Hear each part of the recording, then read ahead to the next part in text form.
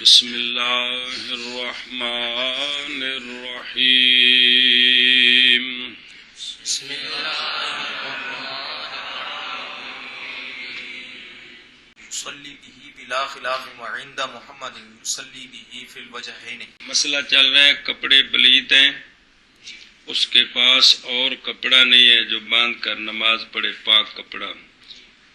تو اگر کپڑا چوتھائی سے کم پاک ہے اور 3 ربع سے زیادہ پلیت ہے تو یہ بالخیار ہے۔ کن کے نزدیک؟ شیخین کے نزدیک یہ بالخیار ہے۔ عند ابی حنیفہ و ابی یوسف چاہے تو نماز پڑھے اسی کپڑے کے ساتھ، چاہے تو نماز پڑھے ننگے۔ اور اگر کپڑے کا چوتھا حصہ پاک ہے اور 3 ربع اس کے نجس ہیں، اب بالاتفاق ننگے نماز پڑھنے جائز نہیں ہے۔ جو پہلی صورت ہے جب چوتھائی سے کم پاک ہو، اس صورت میں شیخین تو فرماتے ہیں بندہ بالخیار ہے، ننگا بھی پڑھ سکتا ہے، لیکن امام محمد، امام ظفر اور باقی 3 بزرگ رضی اللہ تعالی عنہم فرماتے ہیں کہ اب بھی نماز کپڑا پہن کر ہی پڑھنی ہے۔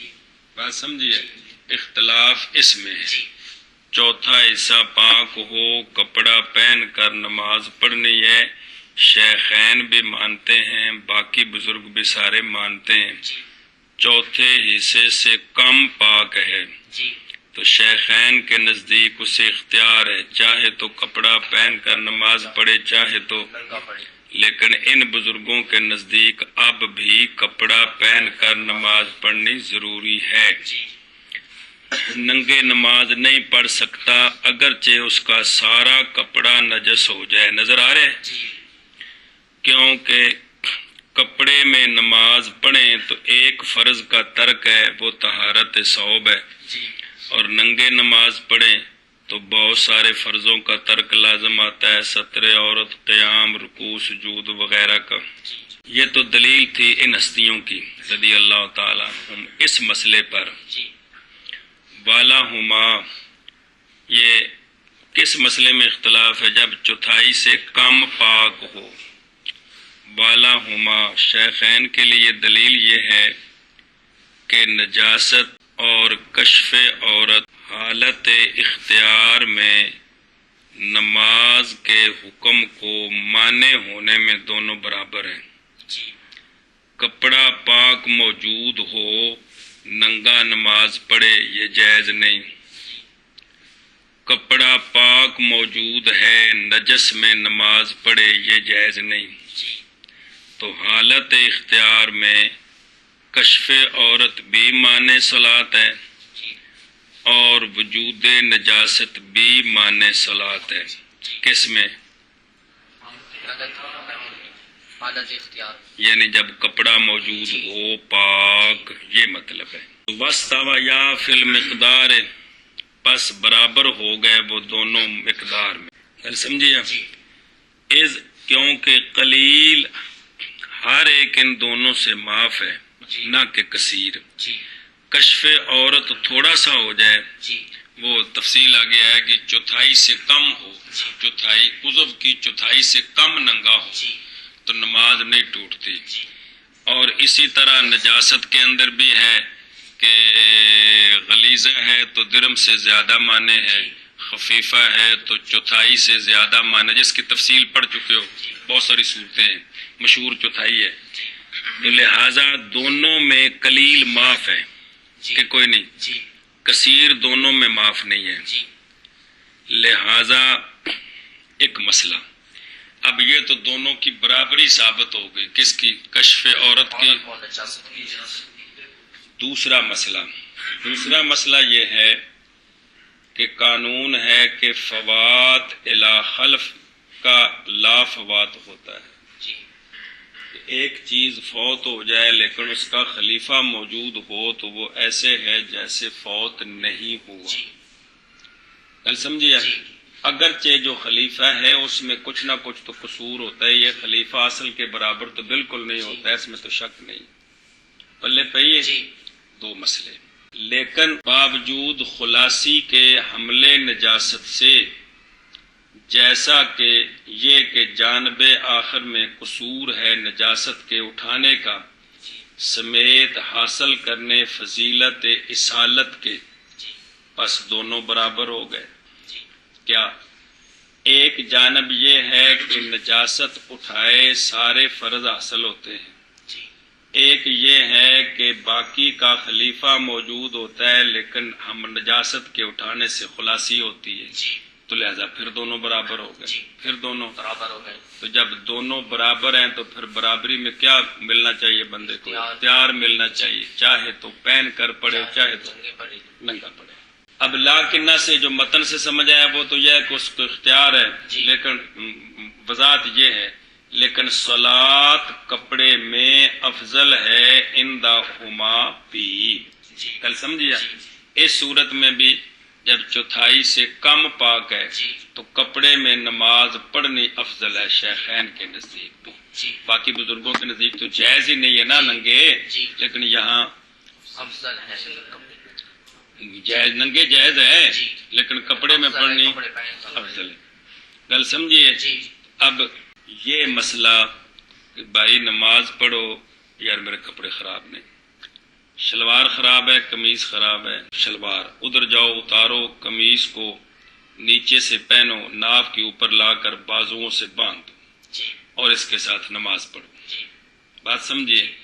یہ عذر کہ میرے کپڑے پلید ہیں میں اس لیے نماز نہیں پڑھ سکتا، یہ عذر شرعی ہے کہ نہیں؟ کیوں کہ کتنی پلید ہے شلوار، اگر اس کو رات سوئے ہوئے احتلام بھی ہو گیا ہے تو وہ چوتھائی سے کئی گنا زیادہ کپڑا پاک ہے ابھی کہ نہیں؟ احتلام زیادہ سے زیادہ ایک بلش مربع تو نہیں ہوتا، اس سے کم ہے، تو وہ جگہ جہاں اس کو یا پیشاب کے قطرے لگے ہیں تو وہ جگہ اتنی زیادہ ہو گئی ہے کہ 3 ربع سے زیادہ پلید ہو گئے، تو یہ کہنا کہ بھئی میرے کپڑے پلید ہیں میں اس لیے نماز نہیں پڑھتا ہوں، اور اگر آگے سے تھوڑا سا پلید ہے، شک ہے، تو استنجا کرو، اسی شلوار کو پکڑ کر تو لو جیے۔ بات سمجھیے؟ تو یہ مسئلہ کیا راستے میں جا رہے ہیں، گندے چھینٹے پڑ گئے ہیں، نماز کا وقت ہے، یار میرے کپڑے خراب ہو گئے، پتر تسی پڑھ لو میں گھر جا کے پڑھاں گا، یہ کوئی شرعی عذر نہیں ہے، مسئلے کو سمجھ لو جی۔ یہ جہالت کی وجہ سے باتیں کی جاتی ہیں جی، لہذا وہاں نماز پڑھنی ہے، اگر دھویا جا سکتا ہے تو دھونا ہے۔ اس زمانے میں کم از کم ہر آدمی کے اوپر چادر تو ہوتی ہے جی، تو اسے باندھ کر نماز پڑھنی ہے۔ کل سمجھی؟ وجہ شیخین کے نزدیک بھی افضل یہی ہے کہ کیا کرے، کپڑا پہن کر۔ اب افضلیت پر دلیل، اس لیے یہ افضلیت پر دلیل اس لیے کہ ستر کا فرض عام ہے، 24 گھنٹے کے لیے ہے، مختص بالصلاۃ نہیں ہے کہ ہے، لیکن طہارت کا فرض بے کپڑے پاک ہونے فرض ہیں، یہ مختص بالصلاۃ ہے۔ نماز کے علاوہ پاک کپڑے پہننے اچھا کام ہے، شرن فرض نہیں ہے۔ ایک بندے نے شلوار پلید پہنی ہوئی ہے، آپ اسے کہہ سکتے ہیں کہ یہ اس وقت فرض کا تارک ہے جی؟ کہہ سکتے ہو؟ نہیں کہہ سکتے۔ کب کہیں گے؟ جب نماز پڑھے گا، یہ کہیں گے۔ تو طہارت یعنی کپڑے کی طہارت یہ مختص ہے نماز کے ساتھ، اور سترے عورت نماز کے ساتھ مختص نہیں ہے۔ سترے عورت انسان کے وجود کے ساتھ 24 گھنٹے کے لیے فرض ہے جی، سمجھے؟ حتیٰ کہ غسل کریں تب بھی جو افضل طریقہ ہے وہ کپڑا باندھ کر دی۔ تو چونکہ وہ شے جو ہر وقت ضروری ہے وہ اس سے فائق ہوگی جو صرف نماز کے ساتھ ضروری ہے، تو اس لیے کپڑا باندھ کر نماز پڑھنی شیخین کے نزدیک بھی افضل۔ کل سمجھی؟ اسرار کے اندر ایک مسئلہ ہے من طرق محمد رحمہ اللہ کہ تطہیر کا خطاب ثابت ساقط ہو جاتا ہے باوجہ عدم ماد، تطہیر کا خطاب صاف صاف ہو جاتا ہے بچہ آدمی ماں عدم ماں کے فسارا حاضا کا صوبن طاہر، پس ہو گیا یہ جیسے کہ پاک کپڑا. تو یعنی جب پانی نہ ہو تو پانی سے وضو کرنا یہ حکم ساقط ہو جاتا ہے، تیمم کرو. اب جب کپڑا پاک نہیں ہے تو یہ جو کپڑا موجود ہے حکمن یہ پاک ہے، یہ مطلب ہے حکمن پاک ہے پاک ہے حکمن حقیقتاً.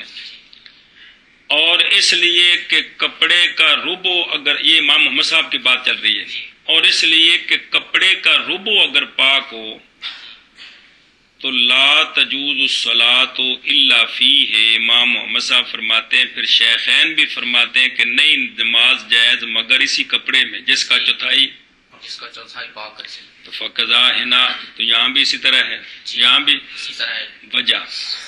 وجہ یہ ہے کہ درم سے زیادہ نجاست غلیظہ مانے ہے کہ کوئی نہیں مانے، اس لیے کہ نجاست کے 3 ربو فساد صلاۃ میں، یعنی کپڑا 3 ربو نجس ہے، 1 ربو پاک ہے. تو اس میں شیخین فرماتے ہیں کپڑا باندھ کر نماز پڑھنی ہے، ننگا نہیں پڑھ سکتا. تو کپڑے کے 3 ربو نجس ہوں تو فساد صلاۃ میں یہ ایسی ہے جیسے کہ حالت اختیار میں سارا کپڑا نجس ہو کہ کوئی نہیں. حالت اختیار میں اس کے پاس ایک کپڑا ہے جس کے 3 ربو نجس ہیں اور 1 ربو پاک ہے، اور ادھر پاک کپڑا موجود ہے، تو یہ کپڑا پہن کر نماز پڑھ سکتا ہے؟ نہیں پڑھ سکتا. تو حالت اختیار میں چوتھائی پاک والا کپڑا بھی مانے صلاۃ ہے کہ کوئی نہیں ہے. جی یہ گل سمجھیے آپ؟ یہ امام محمد صاحب کی طرف سے دلیل دی گئی تھی بھئی اگر کپڑا کم پاک ہو تب بھی پہن کر، اگرچہ سارا نجس ہو تب بھی پہن کر نماز. قلنا، اس کا شیخین کی طرف سے جواب ہے کہ پردے کا خطاب نماز کے لیے ساقط ہوتا ہے بوجہ نجاست کے. سمجھ آ گئی کہ نجاست کی وجہ سے سطر کا جو خطاب ہے وہ نماز کے لیے جو سطر ہے اس میں جو خطاب ہے کس کا؟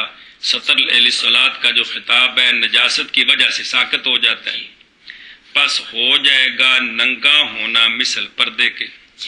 یہ شیخین کی طرف سے دلیل ہے کہ جس طرح کپڑا نجس ہو، جس طرح پانی نہ ہو تو اس وقت پانی کا خطاب ساقط ہو جاتا ہے اور مٹی کا مقام پانی کے ہے. اسی طرح ہم کہتے ہیں جب کپڑا نجس ہو تو سطر کا خطاب ساقط ہو جاتا ہے ننگے ہونے کی طرف. بات سمجھیے؟ تو لہٰذا اب ننگا ہونا یہ ایسے ہے جیسے اس نے لباس پہنا ہوا ہے. جیسے مٹی ملنے والا حالت اختیار میں جائز نہیں ہے، کپڑے ہوتے ہوئے ننگا جائز نہیں ہے، تو ادھر مجبوری کے وقت مٹی ملنا گویا کے وضو ہے. تو یہاں بھی نجاست، جب کپڑے نجس ہیں تو ننگا پڑنا گویا کے کپڑے پہنے ہوئے ہیں. کل سمجھیا؟ وَإِذَا كَانَ الرُّبُّ، اور جب چوتھا حصہ پاک ہوگا تو اب خطاب متوجہ ہوگا بقدر ہی وساقط بقدر نجس. تو چونکہ چوتھا حصہ اکثر جگہوں میں قائم مقام کل کے ہوتا ہے، تو جب چوتھا پاک ہوگا تو اب خطاب متوجہ ہے کہ گویا کہ یہ کل ہے. ادھر 3 ربو نجس ہیں، وہ کہتے ہیں کہ کپڑا نہ باندھے، تو ہم نے ترجیح دی ہے وجوب کو احتیاطاً. ہم نے کیا مطلب کہ کپڑا باندھ کر نماز پڑھے. کل سمجھیے؟ آگے وہ باس ہے ابن حمام رحمہ اللہ کی. انتہا نظر ہے فہذا، یہ تقریر پوری ہوگی اگر ہو دلیل موجب للسطر فی الصلاۃ، دلیل مقید بساتر طاہر، کہ یہ جو نماز کے اندر جو کپڑا ہے وہ طاہر کی قید کے ساتھ مقید ہو تو تب امام محمد صاحب والی جو دلیل ساری چلائی ہے وہ چلتی ہے. حالانکہ اس طرح نہیں ہے، بلکہ دلیل پکڑی انہوں نے اس پر وجوب سطر پر، وہ قول اللہ تعالیٰ کا خذوا زینتکم عند کل مسجد، یہ مطلق ہے. یہاں زینت سے مراد لباس ہے، مسجد سے مراد نماز ہے کہ ہر نماز کے وقت لباس پکڑو. سمجھائیے؟ تو یہ طہارت کے قید سے مطلق ہے. محض جو ساتر کا پاک ہونا واجب ہے وہ دوسری نص ہے. وَثِيَابَكَ فَطَهِّرْ. کل سمجھیے. اب اگر وَثِيَابَكَ فَطَهِّرْ والی نص پر عمل نہ ہو سکے تو جو خُذُوا زِینَتَکُمْ عِنْدَ کُلِّ مسجد ہے اس نص پر تو کم از کم عمل ہونا چاہیے. بات سمجھیے. اس نص پر کم از کم عمل ہونا چاہیے یعنی ساتر ہونا چاہیے. جی بات سمجھیے آپ. کیونکہ تکلیف بحسب القدرت ہوتی ہے. پھر آگے علامہ حلبی نے خود فرمایا ہاں اگر اس آیت کے اندر زینت کے معنی میں غور کریں تو زینت جو ہے وہ طہارت ہے، کیونکہ جو طہارت نہ ہو تو وہ زین نہیں ہوتا، وہ شین ہوتا ہے. تو لہذا اسی آیت سے کپڑے ساتر کا طاہر ہونا بھی ثابت ہو جائے گا. سمجھائیے. تو یہ تقریریں ہیں بزرگوں کی، تحقیقیں ہیں جن سے مسئلہ یہ اخذ کیا ہم نے کہ اگر کپڑا چوتھائی سے کم پاک ہو، کم کا مطلب ہے ہی نہیں بالکل یا تھوڑا سا ہے، تو شیخین کے نزدیک کیا فتویٰ ہے بندے کو؟ اور افضل یہ ہے کہ بات سمجھی. اور امام محمد صاحب رحمۃ اللہ علیہ کے نزدیک اور امام ظفر صاحب کے نزدیک جی مطلب ہے. باقی ائمہ کا تو فتویٰ درمیان میں ذکر کیا جاتا ہے نا، عمل تو ہم نے فقہ حنفی پر کرنا ہے نا. بات سمجھ رہے ہو؟ وہ تو بطور مسائل وہ درمیان میں بیان کیے جاتے ہیں کہ ان بزرگوں نے یہ بیان کیا ہے، لیکن مسئلہ یہ ہے کہ آیا فقہ حنفی میں آپ کے کسی امام کا اس بارے میں قول ملتا ہے جو آپ کرتے ہو؟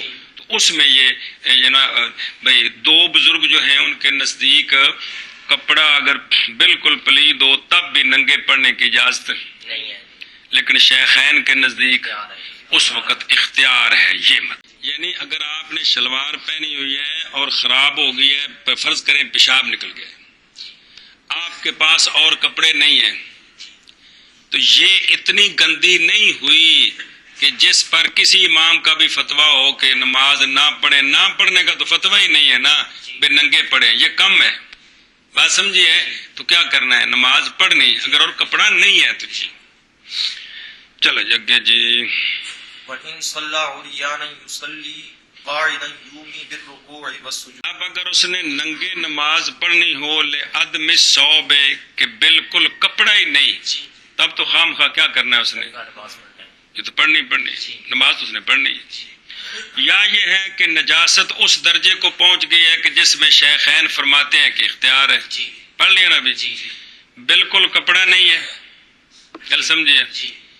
یا کپڑا ہے بھی تو جی کھیڑ دینے یا پلوان کھلتے نے نکا جائے کو تھلے کچھا پایا ہوں بالکل صرف اگلے پچھلے دو سوراخ ٹکے نے، باقی عرش ننگی ہے، وہ بھی نہ ہونے دے برابر ہی ہے نا. تو کپڑا نہیں ہے اس کے پاس، یا کپڑا اتنا نجس ہے کہ اب اسے حالت اختیار ہو گئی ہے کہ ننگا پڑھ سکتا ہے.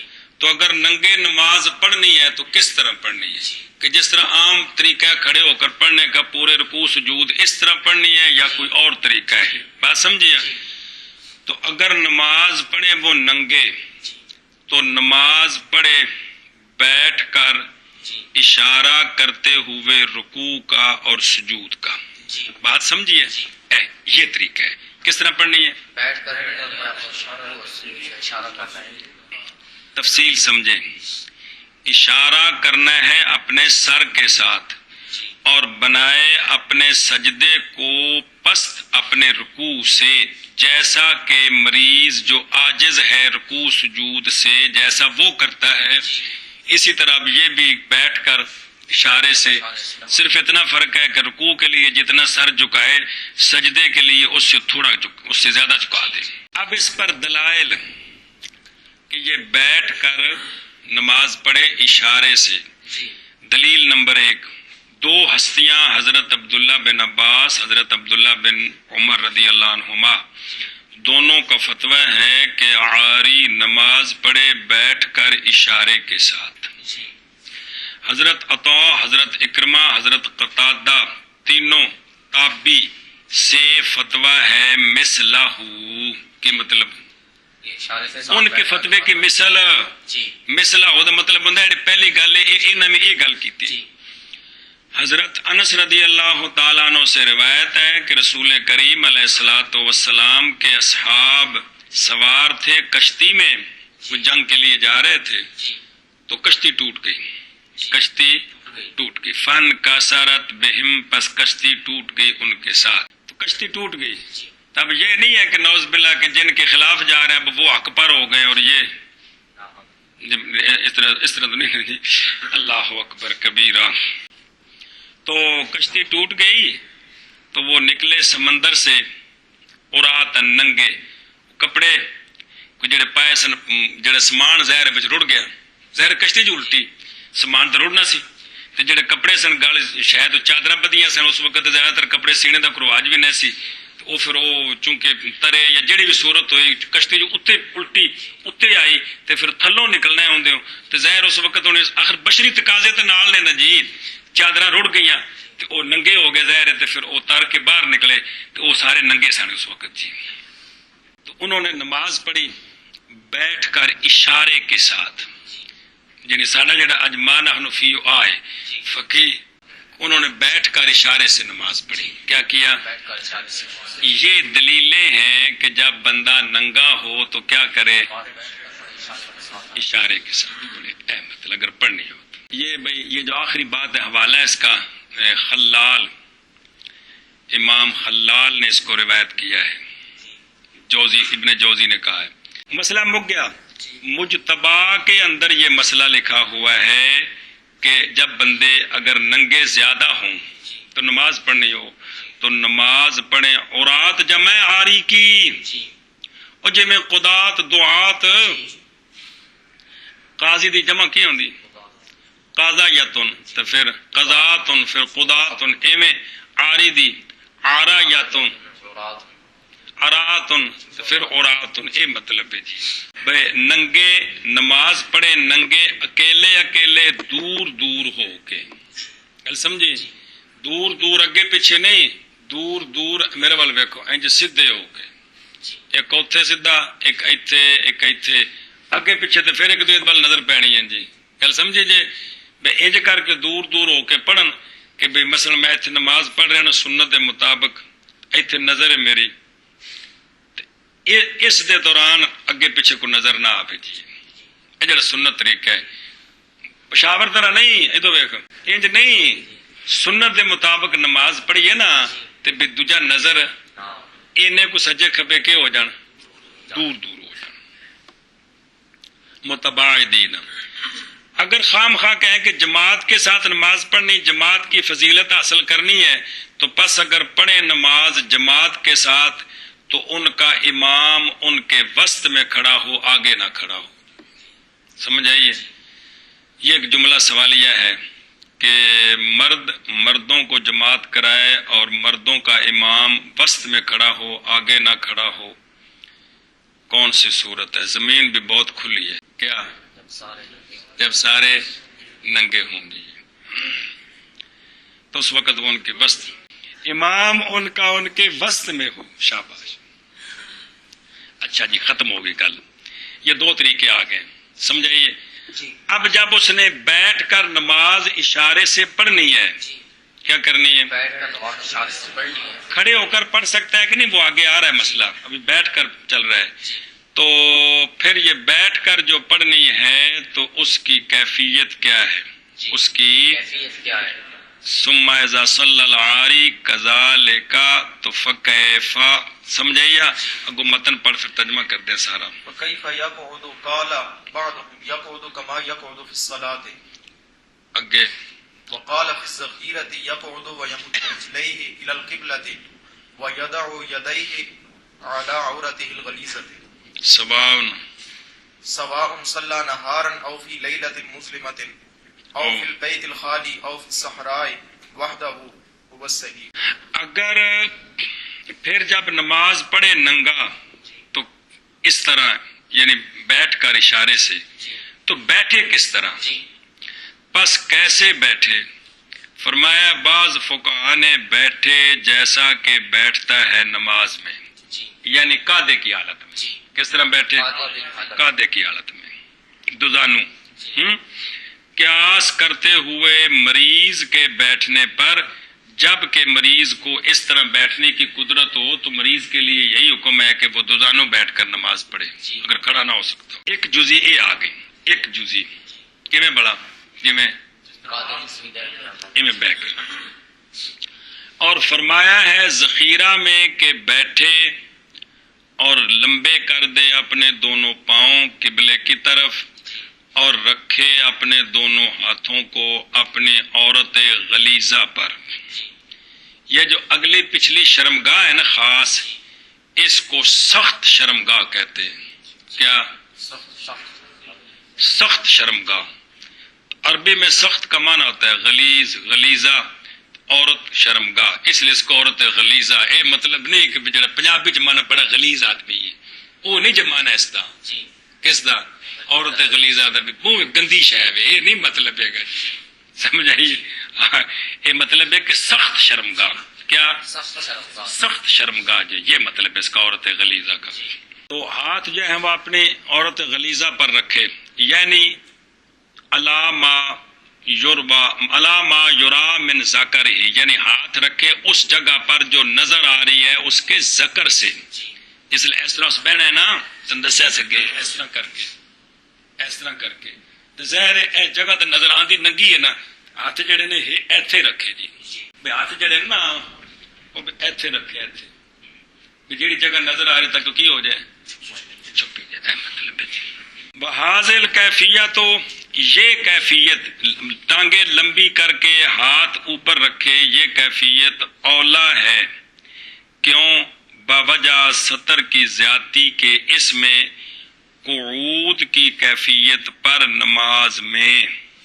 کل سمجھیے کہ کوئی نہیں، کیونکہ جب قاعدے میں بیٹھے گا تو اس طرح اس کی پچھلی جو سرین ہے وہ آدھی تو جو ہے نا وہ مطلب ہے کہ پاؤں کے نیچے اور آدھی پیچھے ننگی ہے. ننگا تو ہے ہی ہے، لیکن اگر اس طرح بیٹھے گا تو سرین کا زیادہ حصہ مٹی کے ساتھ لگ جائے گا. جی وحی المذکورہ تو فی شروح الہدایت وغیرہ، اس میں یہ مذکور ہے. اب اگلا مسئلہ، برابر ہے کہ نماز پڑھے دن کو یا اندھیری رات میں، یا ایسے گھر میں جو بالکل خالی ہے، یا صحرا میں اکیلا نماز پڑھے اور کوئی بھی نہ ہو. جیسی بھی صورت ہو بھئی اس طرح نماز پڑھے بیٹھ کر ٹانگیں لمبی کر کے. بات سمجھیے؟ ہو بس صحیح ہو، صحیح یہی ہے، صحیح یہی ہے. خلاف ہے واسطے ان بزرگوں کے جنہوں نے کہا ہے کہ بیٹھنا اور اشارہ کرنا محض دن میں ہے، بہرحال اندھیری رات میں پس نماز پڑھے رکوع سجود کے ساتھ پورے طریقے پر. سمجھ آئیے؟ تو وذالک، اور یہ کیا اب صحیح متن والی بات ہے، اس لیے کہ نہیں اعتبار ستر ظلمت کا. اندھیرا ساتر نہیں ہے، اندھیرا سخت اندھیرا ہو، کپڑے موجود ہیں، کپڑے اتار دے تو اب نماز پڑھے نہیں پڑھ سکتا. جی بات سمجھے؟ لیکن نظر تو کوئی شے نہیں آ رہی، سخت اندر آپ کمرہ بند کر کے بتی بند کر دیں بالکل، تو کیا ہوتا ہے؟ سخت اندھیرا ہوتا ہے، کوئی شے نظر نہیں آتی، لیکن نماز پڑھنے کی اجازت نہیں. کپڑے اگر ہوں تو مقصد یہ ہے کہ اندھیرا ساتر نہیں ہے. جب ساتر نہیں تو لہذا پھر اندھیرے کی وجہ سے کہنا کہ کھڑے ہو کر نماز پڑھے ننگا، یہ مسئلہ ٹھیک نہیں ہے. بل قول ہے بعض کا کیا کہ فرق ہے کہ دن میں پڑھے تو. اب اگر کوئی بندہ یہ مسئلہ پوچھے جی اگر ننگا بندہ نماز دن کو پڑھے تو کس طرح پڑھا، کس طرح، جزی موجود ہے، فتویٰ اس پر نہیں. اگر کوئی پوچھ لیتا آپ اس کو بتا دیں، بتانے کے بعد کہیں کہ اس پر عمل نہیں کرنا ہے، عمل جو ہے وہ پہلے قول پر ہے. بات سمجھیے؟ لیکن جزی یہ موجود ہے. اور اگر نماز پڑھے ننگے تو نماز پڑھے بیٹھ کر اشارہ کرتے ہوئے رکوع کے ساتھ اور سجود کے ساتھ.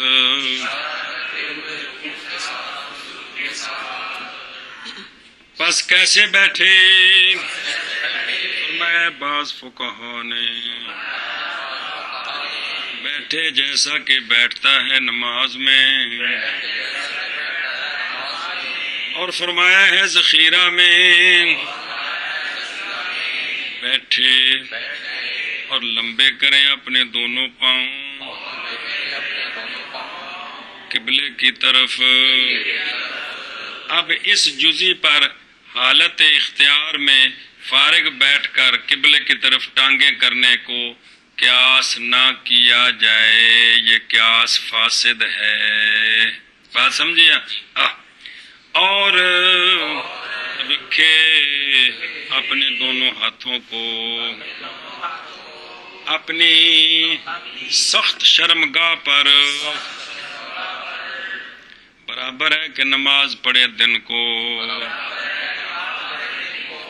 یا اندھیری رات میں یا خالی گھر میں یا صحرا میں اکیلا. یہ وحدہ اتاں قید لے بھی صحرا میں چوکھے ہون تے پھر تے نظر پینی ہے تے کلے دی گل ہے بھی کلا کھڑا ہے کوئی بندہ نظر نہیں آ رہا ہے. اور جی چلو جی یہی صحیح ہے. شاباش شاباش شاباش جنیو. اور اگر نماز پڑھے ننگی حالت میں تو نماز پڑھے بیٹھ کر اشارہ کرتے ہوئے رکوع کے ساتھ اور سجود کے ساتھ. بس کیسے بیٹھے؟ فرمایا ہے بعض فقہا نے کہ بیٹھے جیسا کہ بیٹھتا ہے نماز میں، اور فرمایا ہے صغیرہ میں کہ بیٹھے اور لمبا کرے اپنے دونوں پاؤں کو قبلہ کی طرف اور رکھے اپنے دونوں ہاتھوں کو اپنی سخت شرمگاہ پر. برابر ہے کہ نماز پڑھے دن کو یا رات اندھیری رات میں یا خالی گھر میں یا صحرا میں اکیلا، یہی صحیح ہے. اور اگر نماز پڑھے ننگے تو نماز پڑھے بیٹھ کر اشارہ کرتے ہوئے رکوع کے ساتھ اور سجود کے ساتھ. بس کیسے بیٹھے؟ فرمایا ہے بعض نے کہ بیٹھے جیسا کہ بیٹھتا ہے نماز میں، اور فرمایا ہے ذخیرہ میں کہ بیٹھے اور لمبے کرے اپنے دونوں پاؤں کو قبلہ کی طرف اور رکھے اپنے ہاتھوں کو سخت شرمگاہ پر. برابر ہے کہ نماز پڑھے دن کو یا اندھیری رات میں یا خالی گھر میں یا صحرا میں اکیلا، یہی صحیح ہے. پارک فرق بری بین صلی اللہ. صلی اللہ علی قائما اجزاءہ والاول افضل. اچھا جی، اگر یہ تو تھی بیٹھنے کی دو صورتیں. اگر نماز پڑھے ننگا کھڑے ہو کر تو بھی کافی ہے اس کو. اب کھڑے ہو کر دو صورتیں ہیں. برابر ہے کہ رکوع کرے اور سجود کرے پورے طور پر، یا برابر ہے کہ اشارہ کرے ان دونوں کا. کھڑے ہو کر وہیں پہ جو ہے نا رکوع سجود اشارے کے ساتھ کر کے پڑھے نماز کھڑے ساری، یہ بھی ٹھیک ہے. یا پوری جس طرح نماز پوری پڑھی جاتی ہے کھڑے ہو کر پھر رکوع پورا پھر سجدہ پورا کر سکتا ہے. بات سمجھیے. یہ اس کے لیے اجازت ہے، کافی ہے اس کو.